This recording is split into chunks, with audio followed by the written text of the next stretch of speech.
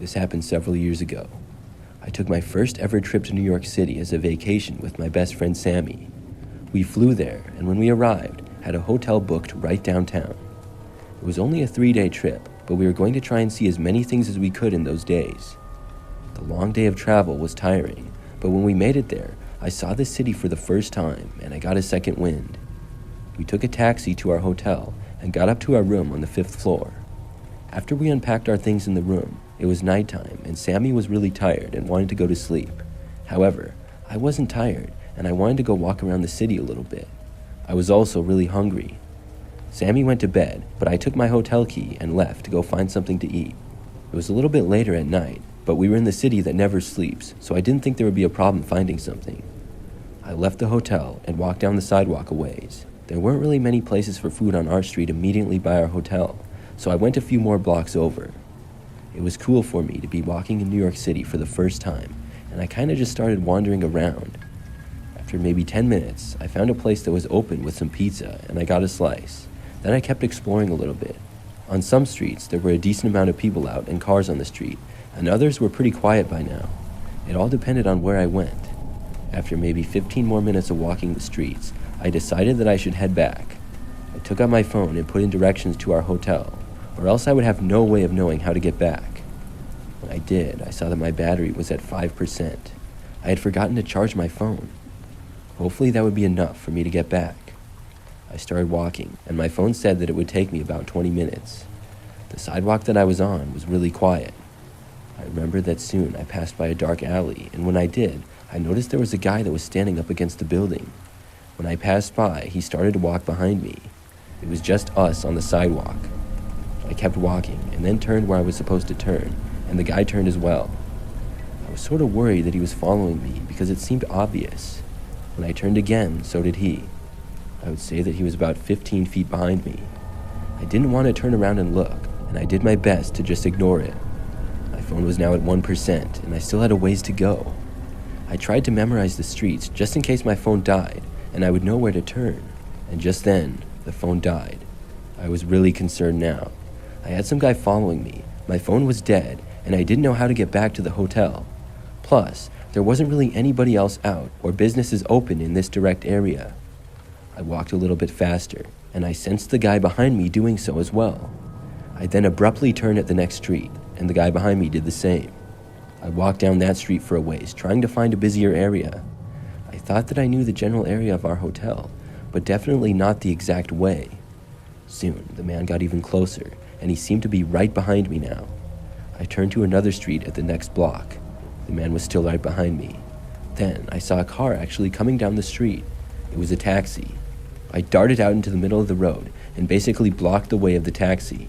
It stopped in the middle of the street and honked at me. The man that had been following me was just standing on the sidewalk.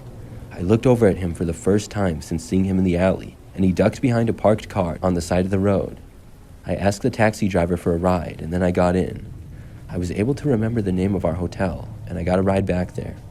Once I was back, I went straight to bed and didn't go out walking at night by myself for the rest of the trip.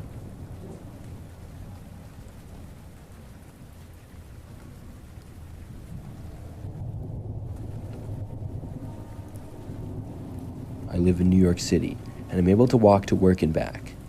I don't own a car, and if I have to go far, I just ride my bike. I see hundreds, if not thousands of people every single day. There are a lot of interesting and strange people that I've seen while living here. But last summer, something very bizarre and creepy happened to me. It was a nice summer day, and I was sitting on a bench in the park. I was on a break from work, and would come to this park all the time to sit and relax and sometimes eat. It's a pretty popular park, and there's usually many other people there. On this day, I was just on my phone texting friends and browsing around, just the usual things I would do during my breaks from work. Out of nowhere, I got an airdrop request from somebody else who must have been in the park. It said something like J iPhone. I accepted the airdrop because I was curious. When I got it, there was a note file. The note said, "I am going to break into your apartment." When I read it, I laughed and then looked around. I expected to see somebody else in the park looking at me laughing, or somebody I knew maybe. I didn't see either though. Everybody seemed to be just going about their business. I looked around at everybody in view for a good 5 minutes. There was a lot of people, and there was no way I could know exactly who had sent it. I just went back to what I was doing, and about 5 minutes later had to go back to work. Throughout the rest of the day, I forgot about everything. I went home later, back to my apartment. I lived in a somewhat old apartment in New York City. It was small, and not the nicest place, but it's all I could afford. Apartments are very expensive here. I made it work for me though, and overall didn't have any complaints. That night, I was in the bathroom brushing my teeth. I suddenly heard the door to my apartment opening.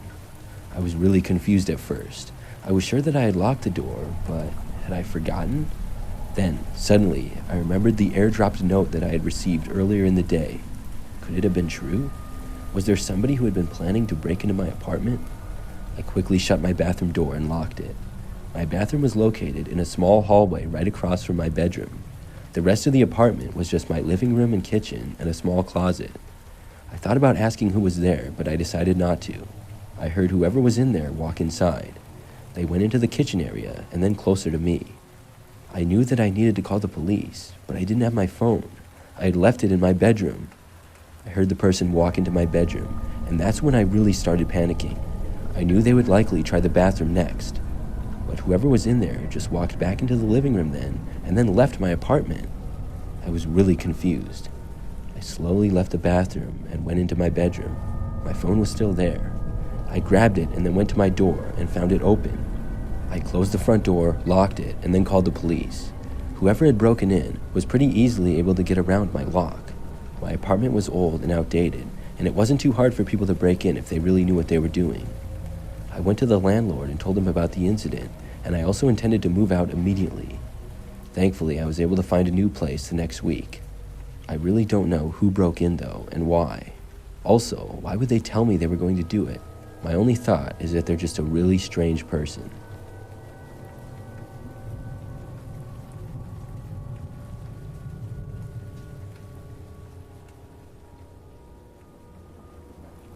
This happened about 5 months ago. I travel quite a bit for my job, and I happen to travel to New York City. I go there sort of frequently for work, and I usually stay in one of a few different hotels. Obviously, there are countless hotels in New York City, and many other people staying there, so I'm not always able to get the same one. I decided that I would stay at one in particular that I had been to 2 times before. I won't mention the name, but it's relatively nice. It's not a 5-star, but it's pretty good. After flying to New York, getting from the airport to the city in a taxi, and then to my hotel, I finally had arrived. It was nighttime, and I was just going to go to bed and get some rest. When I got my keys, I went up to my room. Then I took a shower, got on some comfortable clothes, and turned out all the lights. I got in bed and closed my eyes. When things were completely silent, I started hearing noises though. At first, I figured it was nothing, but the longer I laid there, the more I just had a bad feeling, like I wasn't alone. I had thought that I was maybe hearing the air conditioner, but it just didn't quite sound like that. I was laying with my eyes closed, but was unable to fall asleep. I started to feel more and more paranoid the longer I was laying there. Finally, I couldn't take it anymore, and I sat up and looked around. It was silent, and I didn't hear anything for the entire time I was looking around. But then, I looked on the ground between my bed and the window where the air conditioner was below it. Halfway under the bed, but sticking out, I saw what looked like a person. The gap between the bed and the wall was only a couple of feet, but it was clear that there was somebody hiding under there. When I saw them, I yelled. I couldn't help it. The person then suddenly got up and looked right at me for a brief second before running out of the room. The room was completely dark, but I did get a pretty decent look at the person's face for that 1 second. It was a man with hair down to his shoulders, and after running out, he shut the door and was completely out in the hallway. I got up and locked the door, then called the front desk. I told them that there had been some random guy hiding in my room. Employees came up to my room and the police were called to the scene. I just wanted to get some rest after that, and they offered me a nicer room, which I took. They assured me that nobody would be hiding in that room, or able to get in, and they said that nothing like that had ever happened before. The man was seemingly able to escape the hotel, though, without being seen. My new room was 2 floors up, and I was finally able to get some sleep more than an hour after I had originally wanted to. After getting in my new room, I checked around, even though the staff already had. I just wanted to be safe, and I looked out the window at the view I had before going to bed. It was a great view of the city, and I looked down to the sidewalk. I noticed that there was one man standing across the street, and he was looking right up at me. When I looked closer, I saw that it was the same guy that had been in my room. He appeared to smile and then walked off quickly. There was nothing I could do. By the time I would tell somebody, he would be long gone. I tried to forget it all, and I went to sleep. The rest of my trip was fine, but I will never forget that creepy experience.